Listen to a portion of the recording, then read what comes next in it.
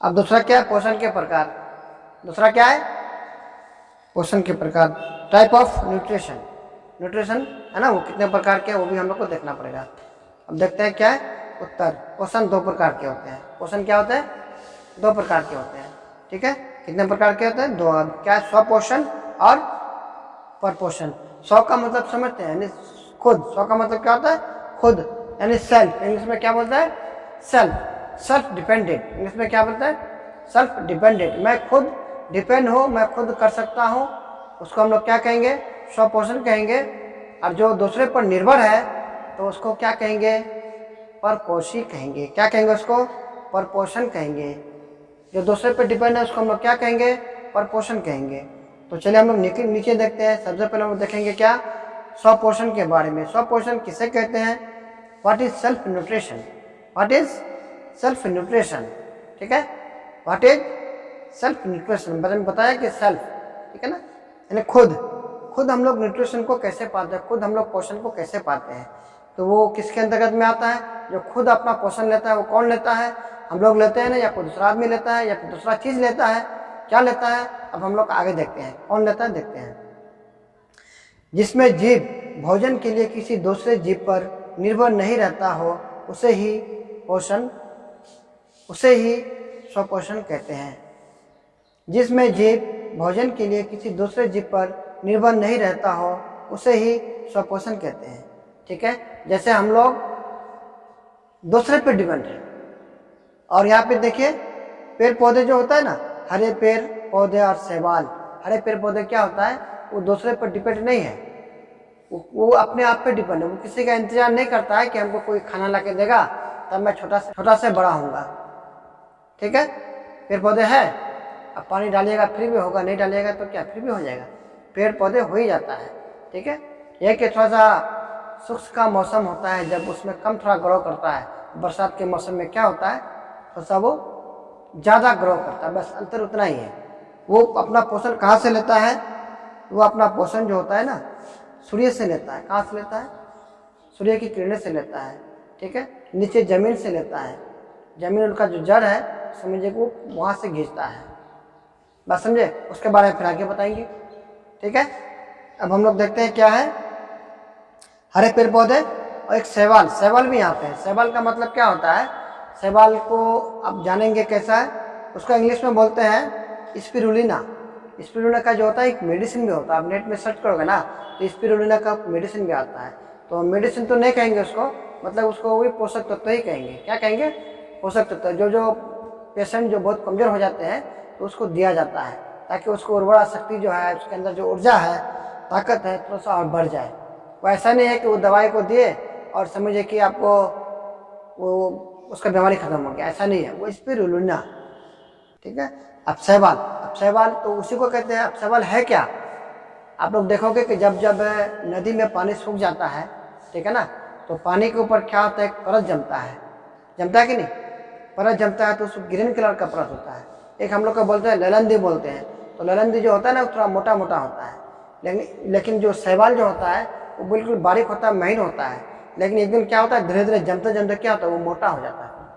जब कोई मछली मारता है ना तो पानी में देखोगे, जब मछली मारते हैं तो उसके जाल में देखोगे ना, जाल में वो आके चिपक जाता है उसका नेट में जो होता है, जो जाली में होता है ना, उसमें आके चिपक जाता है। तो वो मछली जो मछली मारता है, मछुआर जो है, उसको क्या करता है, उसको फिर साफ करके तब फिर मछली मारता है। तो क्या होता है, पानी पास नहीं होता है। बात समझेंगे नहीं, यानी उसको क्या करते हैं, उसका एक खेती भी होता है, शैवाल का खेती भी होता है। जैसे पानी में उसको छोड़ देंगे ना, अब पानी को हिलाते रहेंगे, हिलाते शैवाल धीरे धीरे क्या होगा, जमेगा। ठीक है, अब जमने के बाद क्या करते हैं, उसको उठा के फिर कहीं धूप में सुखाते हैं। सुखाने के बाद तब उसको फिर मिक्सर में क्या करते हैं, उसको पीसते हैं। ठीक है, मिक्सर करते हैं। पीसने के बाद पूरा एकदम पाउडर बन जाता है। ठीक है, उस पाउडर को आप चम्मच में उठा के आप दूध के साथ खाइए तो आपका न्यूट्रिशन बढ़ेगा। समझे कि नहीं, वो देखोगे डिब्बा में वो ग्रीन कलर का टैबलेट बनाता है, उसका मशीन भी आता है, उसको इस तरह का बनाता है कि वो पाउडर जो होता है टैबलेट भी बनता है, फिर कैप्सूल में घुसा जाता है। यानी जिसको जैसा सुविधा हो, कैप्सूल भी आता है उसका। ठीक है ना, स्पिरुलिना का वो कैप्सूल भी आता है, उसमें डाल के, यानी कंपनी वाला को क्या होता है कि कैप्सूल में ज़्यादा सुविधा होता है। और टैबलेट जब बनता है ना तो उसमें मशीन वगैरह बहुत कुछ चाहिए, तो जिस कारण उसको इन्वेस्ट करना ज़्यादा पड़ जाता है, तो लास्ट में क्या करता है, वो लोग कैप्सूल में सेट कर देता है। ठीक है, आप लोग अगर चाहोगे खुद अपना बना के खुद कर सकते हैं। बात समझे? शैवाल से हम लोग को बहुत कुछ मिलता है, ठीक है ना। शैवाल चाहोगे तो आप लोग खुद अपना जहाँ पानी उनी जमा करके टैंक बना के शैवाल का कुछ अंश उसमें छोड़ दो, छोड़ने के बाद उसको पानी को हिलाते रहो और धीरे धीरे वो क्या होगा, जम के, लेकिन हिलाना पड़ेगा पानी को, जम के क्या होगा, एक मोटा परत जमेगा। उसी परत को उठा के आप लोग धूप में सुखाइए, सुखाने के बाद तब उसको मिक्स कीजिए, मिक्स करने के बाद यानी चम्मच से उठा के आप लोग दूध में मिला के खाइए, ठीक, या फिर उसका टेबलेट बना के खाइए, या फिर कैप्सूल में घुसा के तब खाइए। तो उसके क्या होगा, न्यूट्रिशन बहुत अच्छा मिलता है उसमें, ठीक है। एक डिब्बा अगर लोगे इतना का डिब्बा तो 700, 800, 1000, 1500 का वो मिलता है। बात समझे? तो चलिए फिर आगे देखते हैं आगे क्या है। तो स्वपोषण हाँ, इसके बारे में हम लोग, तो वो क्या है, वो भी अपना पोषण क्या होता है। हाँ, शैवाल तो हम लोग पढ़े ना, तो शैवाल में जो पढ़े तो वो क्या होगा, अपना भोजन खुद लेता है। शैवाल क्या किए, शैवाल को कौन देता है खुराक, को देता है क्या, खुराक नहीं देता है। वो अपना पोषण क्या होता है, पानी से और सूर्य की किरण से क्या करता है, अपना जो खुराक है, अपना पोषण वो खुद लेता है। तो उसी को क्या कहते हैं, स्वपोषण कहते हैं। जो खुद अपने से भोजन ले, वो कुछ दूसरे पर डिपेंड ना हो। बात समझे कि नहीं? तो चलिए आगे फिर क्या है,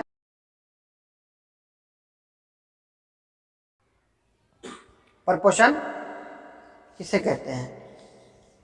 परपोषण वह विधि है जिसमें जीव भोजन के लिए किसी दूसरे जीव पर निर्भर रहता है, उसे परपोषण कहते हैं। यानी जीव किसी दूसरे जीव पर क्या होता है, निर्भर रहता है ना। वो कोई ला के देगा तो मेरा भोजन बनेगा, धान होगा, गेहूँ होगा तो मेरा भोजन बनेगा। बात समझे कि नहीं? वो भी मिल गया तो कोई बना के देगा, तब हम लोग क्या करते हैं, उसको खाते हैं, ठीक है। तो हम लोग क्या कहें, दूसरे पर डिपेंड है। दूसरा कोई नहीं रहेगा तो हम लोग भूखे मर जाएंगे। अनाज नहीं होगा तो हम लोग भूखे मर जाएंगे, फल फ्रूट नहीं होगा तो हम लोग भूखे मर जाएंगे। बात समझे कि नहीं? तो जो भी हम लोग इस धरती पे होता है, अगर वो नहीं होगा ना तो हम लोग मर जाएंगे। तो हम लोग क्या है, दूसरे पे हम लोग क्या है, डिपेंड है। इसी को कहते हैं हम लोग क्या, परपोषण। ठीक है, बहुत अच्छा। इसी को क्या कहते हैं, परपोषण कहते हैं। जो हम लोग दूसरे पे डिपेंड है उसी को हम लोग क्या कहेंगे, परपोषण कहेंगे। ठीक है, अब आगे क्या है, आगे हम लोग पढ़ेंगे क्या, परपोषण। जैसे मानव हो गया, जानवर हो गया, कीड़े मकोड़े हो गया। मानव समझ गया हम लोग दूसरे पर डिपेंड है, जानवर भी क्या है, दूसरे पर डिपेंड है। आप कोई बड़ा जानवर ही ले लो, हाथी ले लो, टाइगर ले लो, कुछ भी ले लो, ठीक है। पानी में रहने वाला जो है, चाहे बड़ा जानवर ही कुछ ले लो, तो वो दूसरे जानवर को अपना खुराक बनाता है। टाइगर भी बनाता है, शेर बनाता है ना। बड़े बड़े मगरमच्छ पानी में रहता है, वो दूसरे पर डिपेंड करता है। अगर वो रहेगा तो उसको समझिए कि वो उसका भोजन होगा, ठीक है ना, वो दूसरे पे ही डिपेंड होगा। कीड़े मकोड़े देखोगे ना, जब हम लोग आप वाल में देखोगे, घर में या कहीं उड़ान में देखोगे, छिपकली सब रहता है। छिपकली जैसे दिखता है कि कोई कीड़ा सामने आया तो अपने सूंड से उसको तुरंत उसको खींच लेता है, खींचता है ना। अगर वो कीड़े मकोड़े नहीं रहेगा तो उसका क्या भोजन नहीं बनेगा, ठीक है। जहाँ कीड़े मकोड़े नहीं है तो वहाँ छिपकली भी नहीं रहेगा। बात समझे कि नहीं? तो वो क्या है, दूसरे पर ही डिपेंड है, उसी को हम लोग क्या कहेंगे, परपोषी कहेंगे। तो चलिए हम लोग आगे क्या है, परपोषण के प्रकार। अब हम लोग देखेंगे परपोषण के प्रकार, यानी परपोषण तो हम लोग पढ़े यहाँ पे ना, उसके भी प्रकार है, ठीक है ना। परपोषण के कितने प्रकार है तो हम लोग आगे देखेंगे, ठीक है। परपोषण कितने प्रकार के होते हैं, प्रकृति के आधार पर परपोषण कितने प्रकार के होते हैं, ठीक है। प्रकृति के आधार पर परपोषण कितने प्रकार के होते हैं, इसके बारे में हम लोग समझेंगे।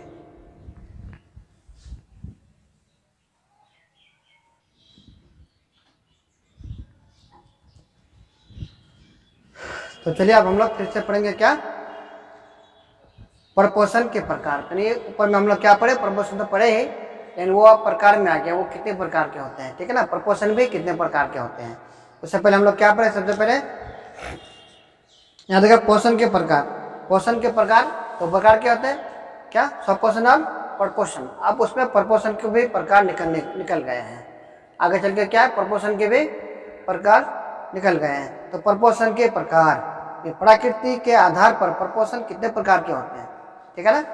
हम लोग क्या देखेंगे, 3 प्रकार के होते हैं। सबसे पहले हम लोग क्या है, परजीवी पोषण, क्या कहेंगे उसको, परजीवी पोषण, पैरासाइट न्यूट्रिशन, जिसको हम लोग क्या कहेंगे इंग्लिश में, पैरासाइट न्यूट्रिशन।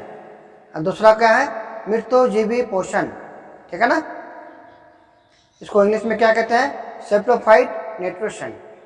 अब तीसरा क्या है, प्राणीसम पोषण, हेलोजिक न्यूट्रिशन, इंग्लिश में क्या कहते हैं, हेलोजुइक न्यूट्रिशन। चलिए हम लोग आगे देखते हैं। फिर सबसे पहले हम लोग 1 नंबर पढ़ते हैं, परजीवी परपोषण, है ना, परजीवी परपोषण, पैरासाइट, ठीक है ना। दो जीवों के बीच परस्पर वैसे संबंध जिसमें एक जीवों को लाभ तथा दूसरे जीवों को हानि होता है, उसी को हम लोग क्या कहेंगे, परजीवी कहेंगे। जैसे भैंस और जोंक समझते हैं ना जी, वो जोंक जो भैंसों को पानी में पकड़ता है, जिसमें हड्डी नहीं होता, रबर के जैसा होता है, ठीक है ना। वो आदमी को भी पकड़ता है, आदमी अगर पानी में जाएगा ना तो उसको भी पकड़ लेगा, और आदमी को पता नहीं चलेगा कि हमको पकड़ा कि नहीं पकड़ा। वो इतना सॉफ्ट और मुलायम होता है जो भैंस को भी आसानी से पकड़ लेता है। हम लोग इंसान है, हम लोग भी उस तरह का पानी में अगर जाएंगे जहाँ जोंक है तो हम लोग को भी पकड़ लेगा, और हम लोग को भी पता नहीं चलेगा। जब निकलेगा ना तब पता चलेगा, जब ब्लड निकलना शुरू होगा तब हम लोग को पता चलेगा कि हमको जोंक पकड़ा है। तो भैंस और जोंक, भैंस क्या होता है, एक जानवर है, वो भी एक क्या जीव है, और जोंक क्या है, वो भी एक जीव है। लेकिन यहाँ पे हम लोग का आंसर क्या है, दो जीवों के परस्पर वैसा संबंध जिसमें एक जीव को लाभ तथा दूसरे जीवों को हानि होता है, ठीक है ना, वो एक परजीवी है, उसे हम लोग क्या कहेंगे, परजीवी कहेंगे, है ना। तो एक को लाभ हुआ, किसको लाभ हुआ, जो को लाभ हुआ, जो को उसके अंदर गया, उसको ऐसे छेदा करके अंदर चला जाता है, जिसको पता भी नहीं चलता है, ठीक है ना। छेदा करके अंदर जाता है, जाने के बाद उसके अंदर जितने भी उसको ब्लड लेना था, जितना भी खुराक लेना था, वो लेके फिर वो क्या होता है, बाहर आ जाता है, ठीक है। और जो बहुत जो है ना, बहुत नाजुक होता है, वो ऐसे बहुत सख्त भी होता है, बहुत स्ट्रांग होता है, उसको अगर मारोगे तो जल्दी मरेगा नहीं। उसको अगर नमक डाल दोगे ना, समझ के पूरा मर जाएगा। वो बाहर में निकाल के कहीं उसको रख के उसको थोड़ा सा नमक डाल दीजिए, ठीक है ना, तो समझ के वो मर जाएगा वहीं पे, ठीक है।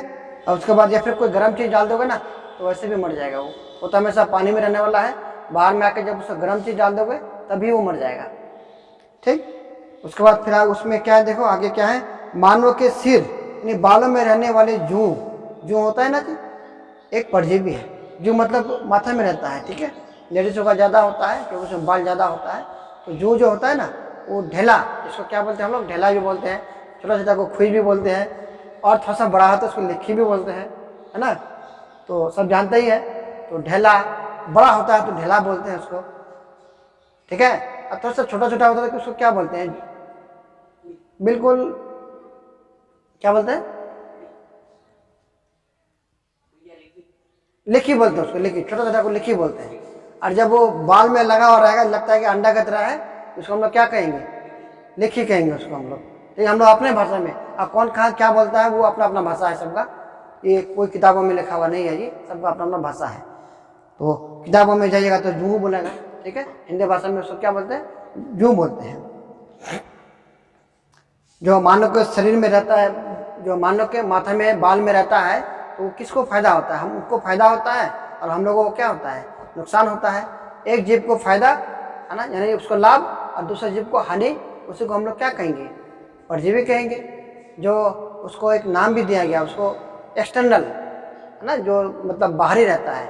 अभी आगे पढ़ेंगे, उसके बारे में भी पढ़ेंगे। तो जूं जो होता है एक तरह का समझिए कि परजीवी है। वो हम लोग का शरीर माथे में उसका ब्लड व्लड लेके वो फिर अपना भोजन करता है, तो उसको फायदा होता है। और जिसके अंदर रहता है जो ही, तो उसको क्या होता है, नुकसान होता है। तो वो क्या है, एक प्रकार का वो परजीवी है। तो वो कौन सा परजीवी है वो भी आपको बताएंगे आगे चल के, ठीक है। परजीवी मुख्य 2 प्रकार के होते हैं। अब देखिए, ये परजीवी जो होता है ना, ऊपर में तो हम लोग पढ़े पोषण के प्रकार, अब इसका एक परजीवी जो है, परजीवी 2 प्रकार के होते हैं, ठीक है। वो क्या क्या होते हैं, बाह्य परजीवी, ठीक है। बाह्य परजीवी यानी एक्सटर्नल पैरासाइट, यानी बाहरी। बाह्य मतलब होता है क्या, बाहरा, है ना। बाह्य मतलब क्या होता है, बाहरा, जो शरीर के अंदर ना हो, उसको बाहर हो, उसको हम लोग क्या कहेंगे, यानी बाहरी कहेंगे, यानी परजीवी कहेंगे, ठीक है। एक्सटर्नल कहेंगे इंग्लिश में, उसको क्या कहेंगे, बाह्य मतलब बाहरी होता है, यानी बाहर का, ठीक है। अब परजीवी तो उसी के बारे में हम लोग पढ़ रहे हैं। और एक्सटर्नल पैरासाइट, जिसको हम लोग कहेंगे इंग्लिश में क्या, एक्सटर्नल। हम लोग बोलते हैं ना इंटरनल प्रॉब्लम है, एक्सटर्नल प्रॉब्लम है, यानी अंदर की प्रॉब्लम है और बाहर की प्रॉब्लम है। तो अब हम इसके बारे में क्या पढ़ेंगे, बाह्य यानी बाह्य परजीवी के बारे में पढ़ेंगे हम लोग। बाहरी परजीवी वह परजीवी का वह रूप जिसमें एक जीव किसी दूसरे जीवों के शरीर के बाहरी भाग से पोषण प्राप्त करता है, वह परजीवी कहलाता है। यानी परजीवी का वह रूप जिसमें एक जीव किसी दूसरे जीवों के शरीर के बाहरी भाग से पोषण करता है, ठीक है, या पोषण प्राप्त करता है, पोषण को लेता है, ठीक है ना, वो क्या हो गया, बाहरी परजीवी क्या हो गया, ठीक है। क्या हो गया, वो बाहरी, यानी बाहर में रह के वो हम लोग का शरीर से, ठीक है ना, अपना पोषण क्या करता है, वो लेता है, ठीक है, जिससे वो फिर छोटा से बड़ा हो जाता है, ठीक है। जैसे मान के चलिए आप जू के बारे में बता दिया आपको, एक मक्खी हो गया, मच्छर हो गया, इसे जानते हैं ना। खटमल हो गया, खटमल में क्या होता है, बेड उड में रहता है, तो वो भी हम लोग का शरीर को नुकसान करता है। ब्लड से, शरीर के अंदर से वो क्या होता है, ब्लड को चूस के अपना भोजन बनाता है ना। हाथ पैर में कहीं भी काट लेगा, काटने के बाद क्या होता है, वो फिर अपना भोजन प्राप्त कर लेता है। उसे हम लोग क्या कहेंगे, क्या, एक्सटर्नल पैरासाइट कहेंगे, यानी बाहरी परजीवी कहेंगे। बात समझे कि नहीं। अब इंटरनल में देखो, अंत परजीवी कहेंगे उसको, क्या कहेंगे उसको, अंत परजीवी। अंत मतलब इंटरनल, मतलब अंदर, जो हम लोग शरीर के अंदर है, शरीर के अंदर पेट में कहीं भी है, तो उसके बारे में हम लोग पढ़ेंगे। तो देखिए, जिसमें जीव किसी दूसरे जीव के शरीर के अंदर से पोषण प्राप्त करता है, ठीक है ना। वो तो शरीर से बाहर पोषण तो आप लोग पढ़ लिए, ये क्या हो गया, शरीर के अंदर से पोषण प्राप्त करता है। कहाँ से, शरीर के अंदर से पोषण प्राप्त करता है, उसे अंत परजीवी कहते हैं, ठीक है। जैसे फिताकृमि, ठीक है ना, फिताकृमि जानते हैं ना, फिताकृमि बिल्कुल फिता की तरह होगा, ठीक है, बिल्कुल बारीक होगा, है ना। नेट में आपको दिखा देंगे नहीं तो, ठीक है। वो क्या होगा, बिल्कुल बारीक होगा, ठीक है ना। वो जैसे जैसे मान के चले पेट में रहता है ना, धीरे धीरे बड़ा होकर वो बहुत लंबा होता तो बहुत छोटा वो, लेकिन जैसे जैसे उसका उम्र बढ़ते जा रहा है, उसको ज़्यादा दिन तक हम लोग पेट में अगर छोड़ देते हैं, अगर किसी को पता नहीं चलता है तो वो छोड़ ही देता है। और जिसको पता चलता है कि नहीं मेरे अंदर फिताकृमि हो गया, वो तो समझिएगा जितना जल्दी उसको डॉक्टर के पास जाता है, निकाल देता है बाहर से, चाहे जैसे भी हो, दवाई की खुराक से उसको निकाल देता है। वो बिल्कुल फिता की तरह होता है। वो फिता जैसे हम लोग इंची नापते हैं ना, वो चीज़ को नापते हैं, इंची टेप बोलते हैं ना, टेप की तरह होता है वो उसका लंबाई मोटा मोटी समझे कि 15 मीटर तक होता है, सॉरी हाँ 15 फीट तक होता है, 15 मीटर नहीं 15 फीट, ठीक है ना। 15 फीट मोटा मोटी, जैसे मेरा समझिए कि लगभग 5.5 फीट है, तो उसके मेरा 3 गुना समझिए उतना है वो, ठीक है ना। आप लोग है ना 5 फीट 6 फीट के होते हैं ना, उसका 3 गुना वो उतना लंबा होता है वो। उसको हम लोग क्या कहेंगे, फिताकृमि कहेंगे, गोल कृमि कहेंगे। गोल कृमि तो जानते ही है, हुक वर्म, वो भी अंदर पेट में रहता है। टैप वर्म, ठीक है, टैप वर्म, एट ओमीबा, ठीक है ना, एट ओमीबा, हिस्टोलिटिका, ये सब हम लोग क्या शरीर के अंदर पाया जाता है, ठीक है। वो डॉक्टर देखते हैं माइक्रोस्कोप से, कुछ कुछ तो हम लोग देख ही लेते हैं, गोल कृमि, फिताकृमि, हुक वर्म, ये सब हम लोग देख ही लेते हैं। कुछ कुछ ऐसा है कि बिल्कुल बारीक है, उसको हम लोग देख भी नहीं पाएंगे, वो डॉक्टर देखते हैं, पता करते हैं।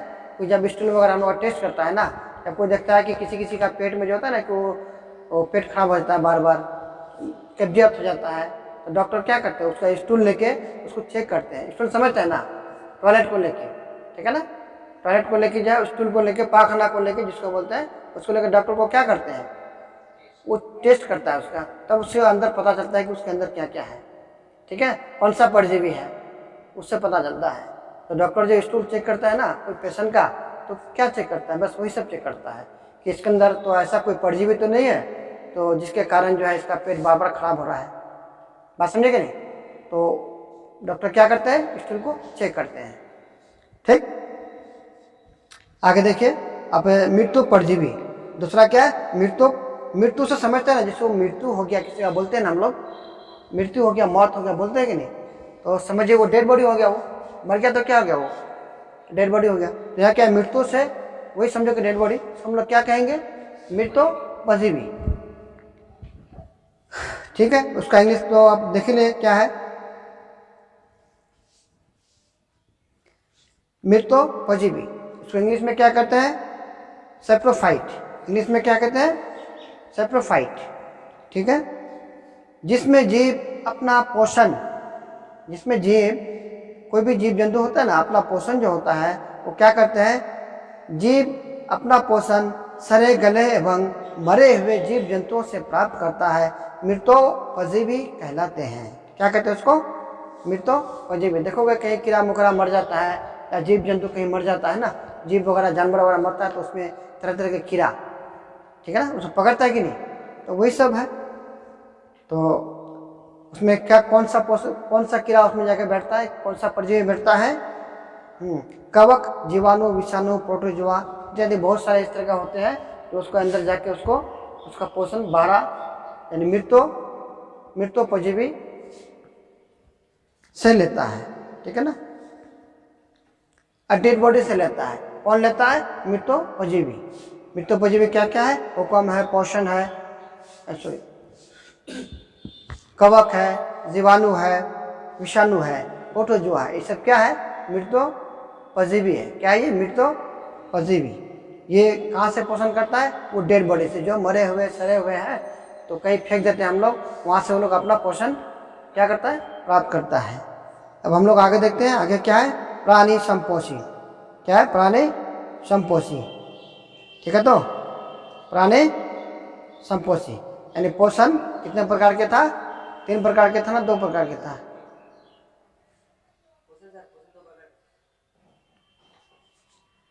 ये प्राणी संपोषी कहाँ से है, 3 नंबर, हाँ, परपोषी के प्रकार, ऊपर में देखे ना, परपोषी के प्रकार 3 प्रकार के था ना वो, तो ये 3रा नंबर में क्या है, प्राणी संपोषी। अब हम लोग क्या पढ़ेंगे, प्राणी संपोषी, हेलोजोइक न्यूट्रिशन। क्या पढ़ेंगे उसको इंग्लिश में, हेलोजोइक न्यूट्रिशन। पोषण का वह रूप जिसमें जीव अपना पोषण ठोस या तरल पदार्थ के रूप में प्राप्त करता है, जिसे प्राणी संपोषी कहते हैं। क्या, ठोस या तरल पदार्थ, तरल समझते हैं ना, तरल क्या, तरल मतलब वो लिक्विड जिसको इंग्लिश में बोलते हैं, यानी द्रव जितनी भी चीज़ है तो वहाँ से क्या करते हैं, प्राप्त करते हैं, ठोस और तरल पदार्थ से प्राप्त करते हैं। जैसे मनुष्य है, हम लोग क्या खाते हैं, तरल समान चीज खाते हैं, तरल चीज खाते हैं और क्या, ठोस खाते हैं, ये 2 चीज ना खाते हैं। गैस को तो हम लोग नहीं खाते हैं, है ना, ठोस और द्रव जिसको बोलते हैं वो चीज़ हम लोग खाते हैं, गैस को तो हम लोग खाएंगे नहीं, ठीक। तो जितने भी मतलब जीव है वो क्या कहते हैं, मतलब जो तरल है और ठोस है वो ये अपना भोजन करता है। मानव हो गया, मेढक हो गया, जितने भी जानवर हो गया, इत्यादि बहुत सारे हैं जो हम लोग क्या खाते हैं, ठोस और तरल पदार्थ ही हम लोग खाते हैं, ठीक। ये चीज़ आप लोग समझ गए। हम लोग किस में आते हैं, प्राणी संपोषी में आते हैं, ठीक है, जो हम लोग पानी वगैरह भी पीते हैं और ठोस पदार्थ भी हम लोग खाते हैं। अब हम लोग देखते हैं कि ये तो चैप्टर हम लोग का लगभग पहला ही पार्ट हम लोग पढ़े, जो पोषण के बारे में हम लोग पढ़े, ठीक है। अब हम लोग पढ़ेंगे पौधों में पोषण। पहले हम लोग क्या पढ़े, पोषण क्या है ना, इसके बारे में हम लोग पढ़े, कौन जानवर, कौन विषाणु कहाँ से पोषण लेता है, इसके बारे में हम लोग पढ़े। अब इसके बाद हम लोग क्या पढ़ेंगे, पौधों में पोषण। पौधों में पोषण कैसे लेता है, पौधों में पोषण कैसे होता है, न्यूट्रिशन इन प्लांट, यानी प्लांट जो है वो अपना पोषण कहाँ से लेता है, कैसे लेता है, उसके बारे में हम लोग बात करेंगे। पोषण के बारे में हम लोग पढ़ लिए, ठीक है। अब हम लोग पढ़ेंगे पौधे के पोषण के बारे में, तो ये दूसरे वीडियो में पार्ट 2 में हम लोग पढ़ेंगे। आज हम लोग समझे कि बायोलॉजी के बारे में जाने, बायोलॉजी है क्या, पोषण के बारे में जाने। उसके बाद फिर अब हम लोग जानेंगे पौधे में पोषण, उसके बाद फिर हम लोग जीव में, जंतु में पोषण, उसके बाद फिर 2-3 वीडियो में हम लोग का चैप्टर खत्म हो जाएगा। तो चलिए मैं आज ये अपना पढ़ाई खत्म करता हूँ। तो ठीक है, आप लोग जहाँ तक आप लोग का हो गया आप लोग याद कीजिएगा इसको, ठीक है ना। ऐसा नहीं कि मैं बता दिया लिखा दिया वो ऐसे ही रह जाएगा। इसको डेली आज पढ़ा दिया हम, आज इसको खत्म कीजिए, क्योंकि बाद में इंतजार नहीं करना है कि हम बाद में बहुत टाइम है, अभी लंबा चौड़ा है, अगले बार ये भी 1 साल समय है, तो उसका इंतजार नहीं करना है।